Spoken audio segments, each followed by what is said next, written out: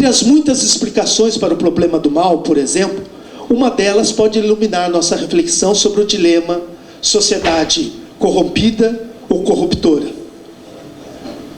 Entre diferentes explicações do mal, para o mal, existem também as explicações que o cristianismo oferece para esse drama humano. Uma delas entende que o mal é uma contingência, apesar de estar na história humana desde os tempos mais remotos. Nesse sentido, afirmar sua presença não significa de forma alguma reconhecer sua necessidade. Ele existe, mas poderia não existir enquanto experiência histórica. Ora, em existindo, a presença do mal desafia a inteligência humana, ou mais exatamente, o ser e estar no mundo, porque é reconhecida e sentida como uma ameaça ao próprio humano. Trata-se do entendimento segundo o qual o mal destrói, corrompe o humano, particularmente nas suas manifestações históricas, pela concretude da maldade. Daí todo o arcabouço teórico construído em torno da noção de decadência, poderíamos até dizer de corrupção. Diante desta factualidade, o mal como presença contingente na história humana, há aqueles que se perguntam sobre sua origem. Na sede cultural de culpa, seja na sua forma expiatória ou na forma de acusação ou vingança, existe aqueles que são levados a dizer que ou o mal ou o homem é a origem do mal, porque quis imitar a Deus, porque se rebelou contra Deus, porque escolheu a própria vontade e não a vontade de Deus, etc. Ou então, a culpa pela existência do mal é de Deus, que não permitiu sua existência porque foi incapaz de evitá-lo. A discussão sobre o mal se transforma, então, em um debate sobre a culpa. Outra atitude também possível e presente nas explicações do mal é aquela que, sem negar a factualidade contingente do mal, talvez justamente porque livre da culpa, se permite uma pergunta. Independente da sua origem, humana ou divina, eterna ou histórica, o que importa é o que se pode fazer frente ao mal presente e atual. Isto é, como se pode vencer a maldade? Inclusive, com a certeza e viva expectativa de que a maldade pode e deve ser vencida, ao menos no âmbito do ideal de existência idealmente humana, possível e culturalmente realizável.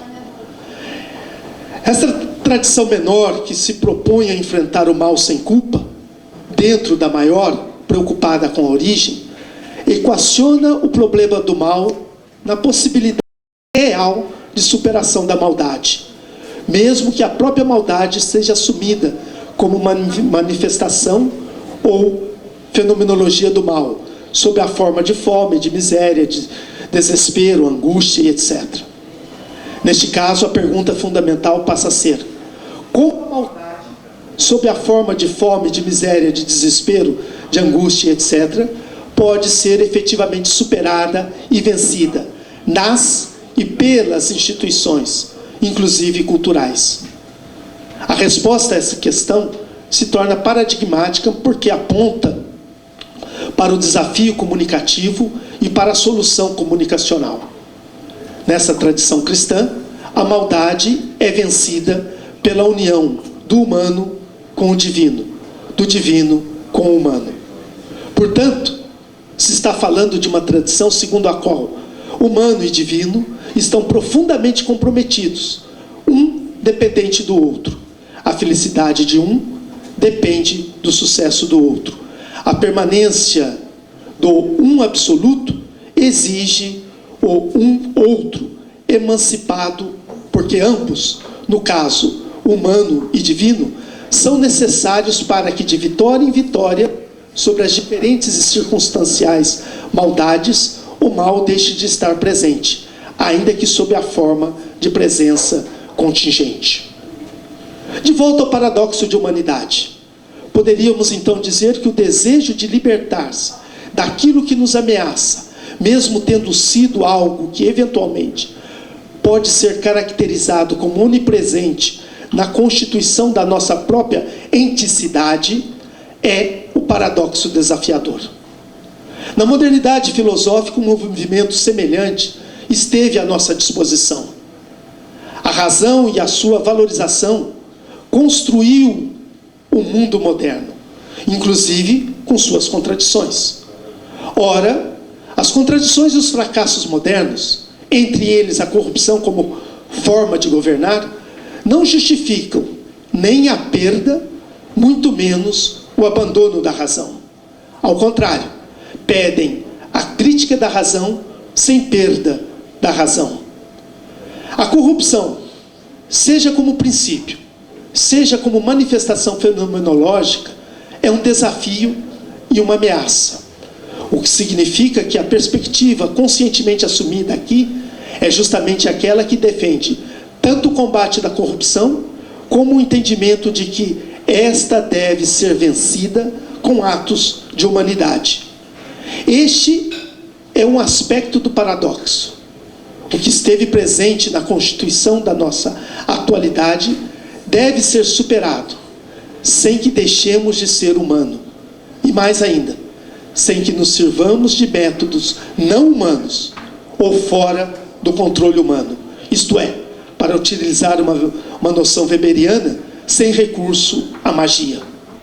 Aparece aqui uma dramática ligação entre os temas do seminário da Feiticeira, e particularmente entre o tema do ano passado, quando discutimos direito e verdade, e o deste ano.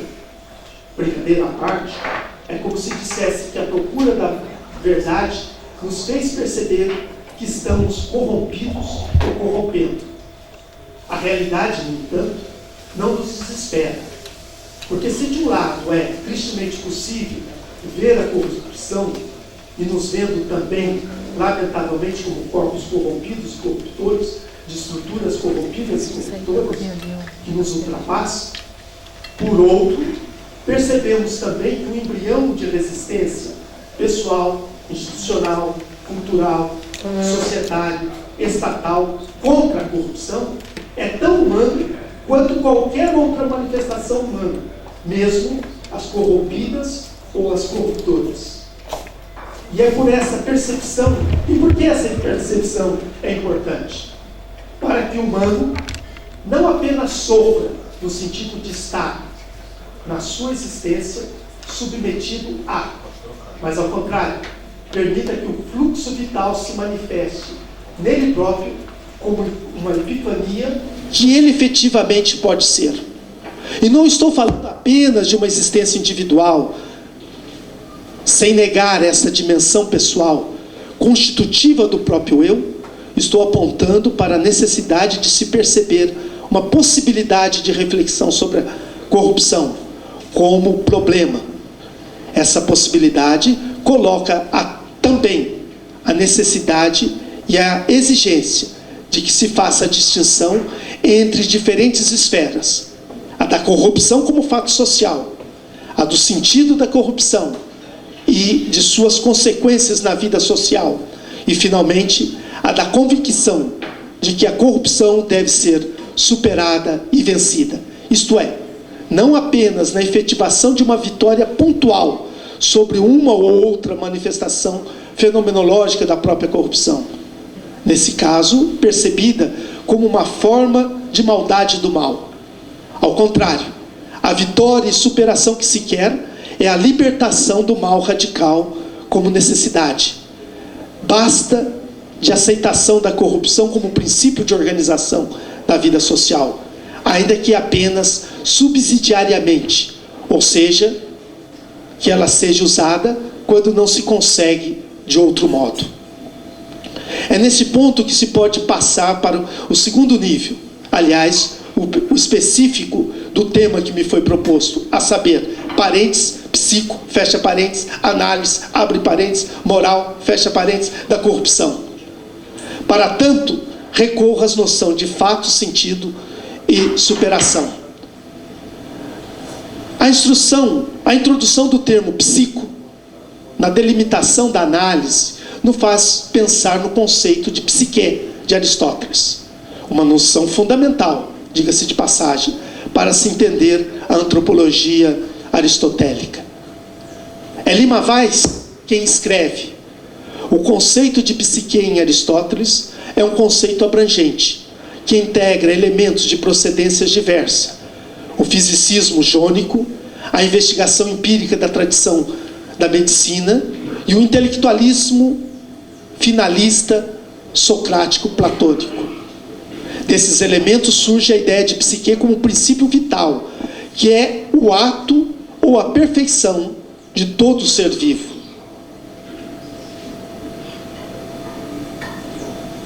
E ao qual compete, como a psique do Fedro platônico, a capacidade de mover-se a si mesmo.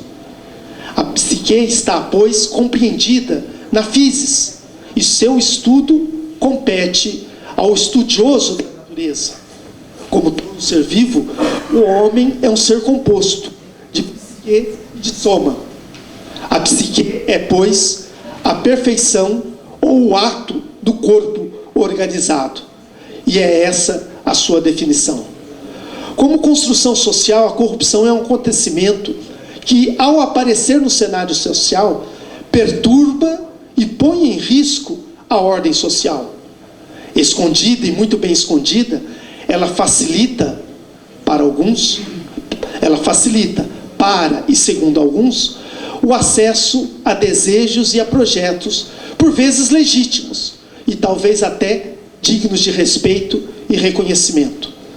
Sua reprovação como prática pública precisa ser seguida da explicação dos motivos pelos quais ela deve ser rejeitada, pelos prejuízos que causa a convivência em sociedade e no direito. Em si, como fato social, esse acontecimento tipificado como corrupção participa daqueles consensos fluidos, como da própria noção clássica de justiça, segundo a qual justiça é dar a cada um o que é seu. A fragilidade do consenso, no caso da justiça, evidencia quando é feita a pergunta que todo aluno do professor Tércio já teve que responder: mas o que é o seu de cada um? O problema, então, passa a ser: o que fazer para proteger ou buscar o meu, evitando que ele se transforme em o seu? E mais, como fazer para que o meu negado ou retirado seja percebido como efetivado por um procedimento injusto, para que assim, em nome da justiça, se garanta primeiro o meu e depois o seu de cada um? Contudo, independente da descrição, da identificação deste ou daquele ato como sendo um ato corrompido ou corruptor, o fato é que o consenso social vivido, particularmente nesse momento brasileiro, nos permite dizer que a corrupção pode ser reconhecida como um fato, quase que como uma mão invisível, presente nos negócios públicos e nas atividades privadas. A questão, no entanto, é que escondida, silenciosa, a corrupção parece não ser, como se disse, um problema, o que não significa dizer que no seu silêncio e esconderijo ela não opere seu estrago, nesse duplo silêncio, o da corrupção silenciosa e silenciada. Semelhante ao cupim na madeira e nas construções, imagem já utilizada neste seminário, a corrupção aparece quando o efeito de sua ação no agir daqueles que dela se servem, para a obtenção de resultados que, segundo eles, sem ela não se obteriam, se torna impossível seu ocultamento ou silêncio. E isso coincide com os momentos de crise. Quando consensos antigos já não são mais suficientemente sólidos para se bastarem, quando consensos antigos já não são mais suficientemente sólidos, é preciso novos equilíbrios, novos paradigmas. No processo de Jesus, um episódio ilustrativo ocorreu. Havia um grupo, ao qual parece que Judas estava entre eles, que pedia a rebelião de Jesus contra o templo. E Jesus se rebela contra a religião que não era mais capaz de revelar o amor do Pai. Parece que na atual crise, o melhor não é o fim abrupto de um governo, nem o sangramento gerencial, mas a abolição de uma forma ou de outra do sistema de execução das políticas e dos interesses, ambos com dimensões públicas e privadas. É nesse ponto que a dificuldade se torna uma oportunidade e o obstáculo uma alternativa. Para que a crise que desencadeou a tomada de consciência da presença quase onipresente da corrupção não desemboque nem no cinismo da omissão e da indiferença, nem do denuncismo apocalíptico, e muito menos na manipulação autoritária, violenta e desrespeitosa, é preciso que esse momento cultural e político seja vivido como uma experiência humanizadora, isto é, como uma oportunidade de passagem. Certas tradições diriam de Páscoa, semelhante à passagem do antigo regime para a modernidade. Como experiência humanizadora, a indignação em relação à corrupção só será uma oportunidade de aperfeiçoamento do eu que somos no atual momento da história, se tal indignação for verdadeira e sem cinismo.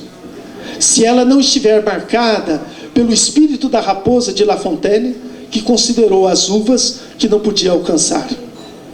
Desta forma, uma psicoanálise moral da corrupção passa a ser uma possibilidade de aprimoramento do humano que somos.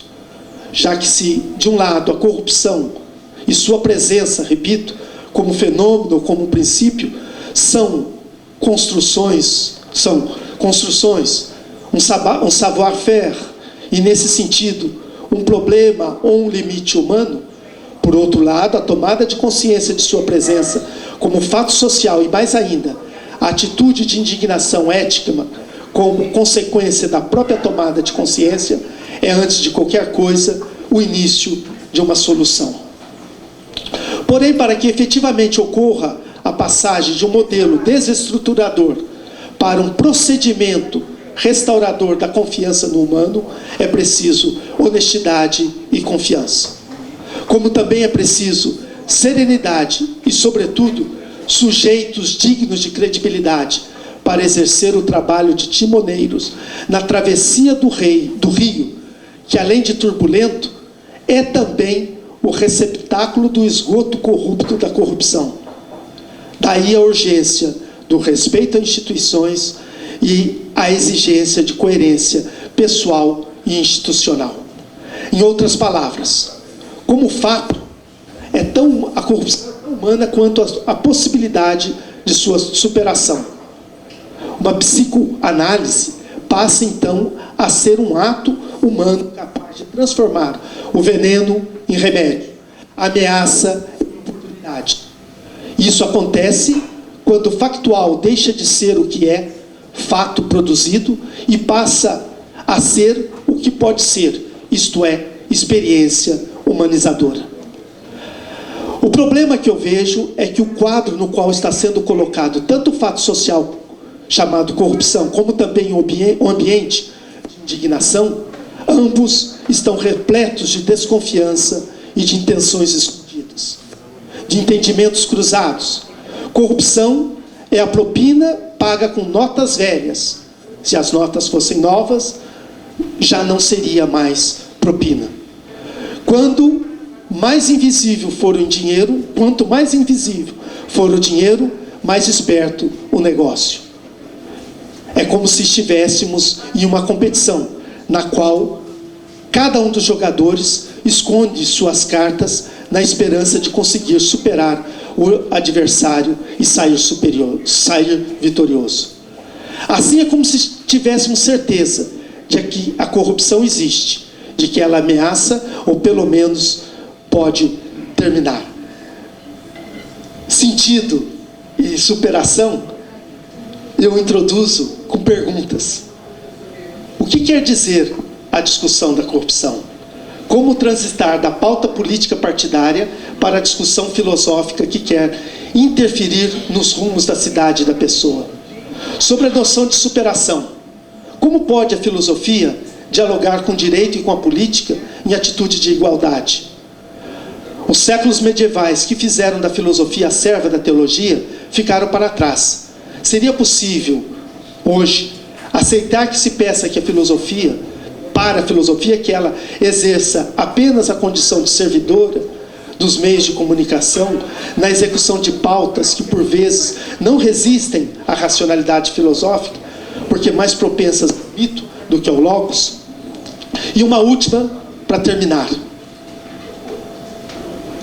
Essa reflexão, será que ela poderia ser feita à la Sócrates? Depressa, eu mesmo respondo, sim. E nesse sentido, então, eu deixo aos políticos, aos economistas, aos filósofos, o trabalho de fazer esse mundo novo. Obrigado. Muito obrigado, Márcio. Bom, você fechou com a reflexão filosófica, um tema que nos angustiou o tempo inteiro.